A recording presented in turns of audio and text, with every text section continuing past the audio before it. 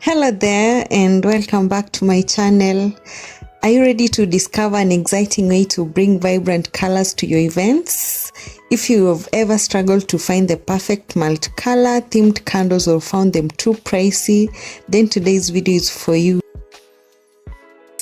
Not only is it budget friendly, but it's also a fun activity that you can enjoy with your kids at home. Please join me and let's do this together.